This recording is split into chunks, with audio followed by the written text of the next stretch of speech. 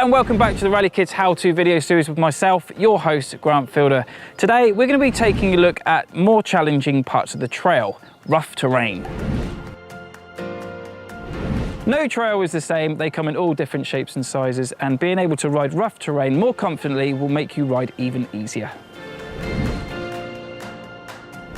Step number one, we're going to be focusing on your approach. Your approach going into the rough terrain, and we're going to be using roots, for example, is the most important part. We need to make sure that we are prepared. Our feet are nice and high off the ground, so they're not going to touch any roots or rocks or whatever it is.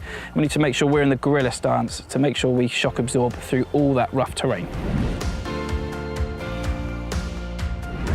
Step number two, our approach is making sure that we do have to have our fingers over the brakes. So we call this feathering. We need to make sure that we have our fingers over our brakes in case anything is to go wrong.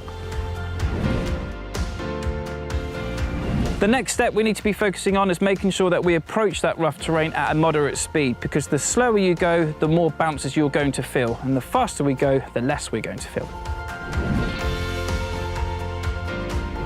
So now that you've been covering your brakes, it's time to use them. We want to try and brake before we go over that rough terrain.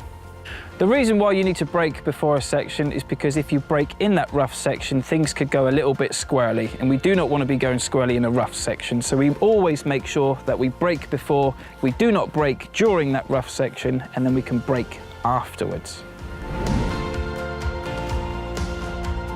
Now that you're at a comfortable speed and you've done your braking before the rough section, now it's time to get into the gorilla stance. So we need to be into a nice big spring position. We need our elbows out, we need our knees bent, because when we go through that rough section, it's going to start to bounce about a bit. So we need our body to act as a spring. We also need to make sure that our feet are firmly off the ground on our pedals, horizontal. So nice flat feet. We do not want our pedals at this level, because we may even clip a root or a rock or whatever it is. So we need to be in the gorilla stance, flat feet and a nice comfortable pace, holding your fingers over your levers. So the most important part about riding through that rough terrain is making sure that you have your fingers still firmly over your brake levers, and just give them a little touch, just so then you realise how fast you're going, because you never know what could be around the corner or what's up next.